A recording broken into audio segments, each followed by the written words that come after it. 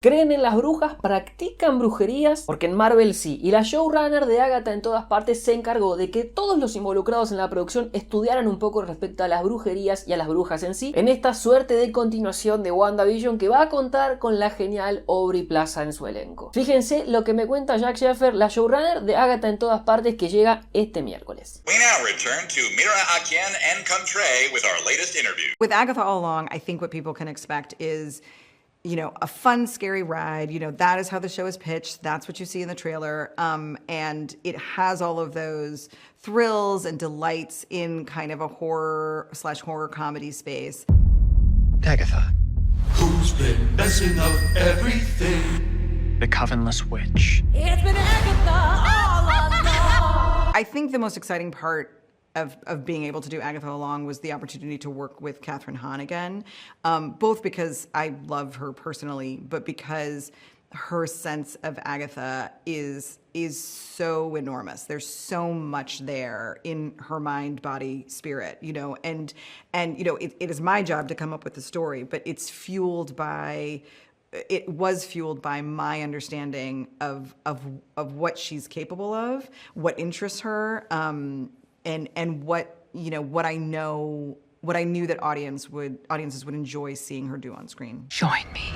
Darkest hour, wake thy power, earthly and divine. We did an enormous amount of research on witches. Like, that was really a lot of the early days in the room. It's a little bit of like vamping as you're trying to figure out the story. I am not one for research myself personally. I don't actually like that. So the way I sort of organized it was I have this fabulous team of writers, and I gave them assignments. So they would come in and do presentations on potions, on you know, herbology, on divination. And some of them, you know, the reason that I hired them, they already had passionate connections to various forms of witchcraft. So, you know, there was that, and then we spoke to a witch, which was, you know, really impactful. And then, you know, we were sort of devouring witchy content. We had crystals in the room. We lit candles and got in trouble. On the very first day of the room, we cast a spell. We were actually remote, and so I had my lovely assistant deliver spell kits to each of the writers' home, and we lit candles together and did a spell that was called the Road Opener spell. Heard you guys were having a party. What's up? Hey. Shall we? There is so much there with Agatha Harkness. You know, that's really the challenge of making any series is, do you have enough? I come from the feature space, and so like with a feature, you have, I mean, depending on who you're making the feature for, you're making an hour-and-a-half movie or a 3-hour movie, depending. But like, you know, it is more finite, obviously. And with TV, you need so much more. There is so much more surface area. And with Agatha, because she is a liar and a performer, and she wears so many masks, to me, like, it's sort of like, it feels infinite, because like anytime you peel back a layer, there's going to be another layer of lies and performance underneath it. And that's really sort of the journey of the show, is peeling back those layers. The Witch's Road will give you the thing you want most, if you make it to the end. The road is a death wish. The Witch's Road, it's hard to remember the exact moments, the moment where that kind of clicked. We had the idea that you know, I really wanted to put Agatha in a situation where she was forced to assemble a coven. Like, that seemed really like a terrific opportunity for both comedy and drama, because it's just all conflict all the time. And also it had very sort of heisty vibes, and I that seemed right for her because she's a con artist.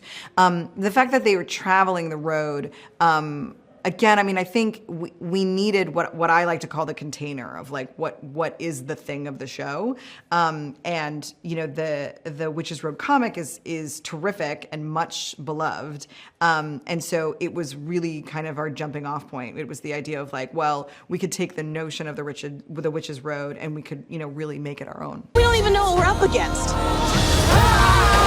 Or worst nightmares. The tone of the series, the way that I describe it is 2 words, and it is Catherine Hahn. Like, that is the best way I can articulate what this show does. I mean, I think, you know, WandaVision had a real trick of a tone in that it, you know, was a comedy, it was a sitcom, it was broad, but it was very heartfelt, moments of big drama, moments of big tragedy, and I very much wanted to carry that particular tone on into Agatha All Along, but we have this added piece of horror and sort of like, I don't know, like teeth that we didn't have in WandaVision.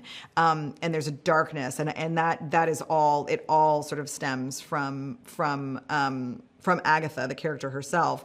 And because Catherine is able to do all of these levels, like, she's really the way to conceive of what this show is. Why do you let them believe those things about you? Because the truth is too awful. I want my bride! So one of the questions in creating the show was, you know, how serious is it going to be? How far are we going to take things? And something that I think was even surprising to us, you know, to the writers, was, you know, what are the stakes? You know, like, initially, I think, you know, the risks were a little softer because, you know, we're making a comedy and it should be fun. But as we really got into the witchcraft and the lore of it, we realized that the stakes needed to be real and that we needed to put them in real peril. And that really dovetails with the practical element of the show. You know, the fact that there's like a very visceral threats that are grounded in nature, that these are witches, you know, who are centuries old, but the threats are the same. You know, the threat of drowning, the threat of being burned, the threat, you know, of being buried alive, of being stoned. Like, this is, these were our tools, and we take them really seriously.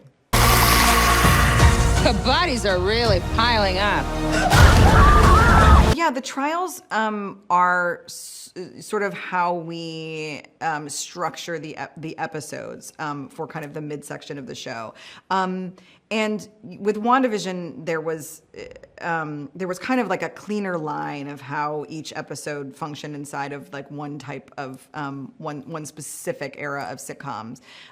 In this show, the trials were our device, but it was more than just one influence. You know, there was the burden of, you know, each trial was assigned to a distinct witch, so it was about her history and her arc and her particular growth.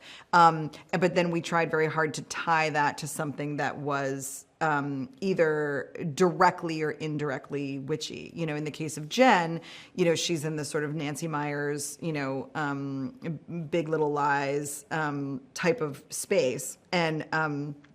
And that's not, you don't think of witches in that space, but I do, because like those are like covens of powerful, duplicitous women.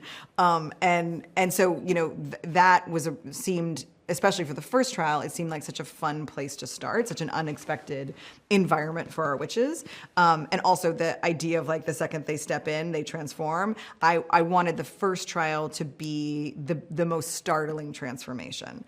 So to have them go from their road kits like into their, you know, coastal grandma chic looks seemed like the sort of biggest jump.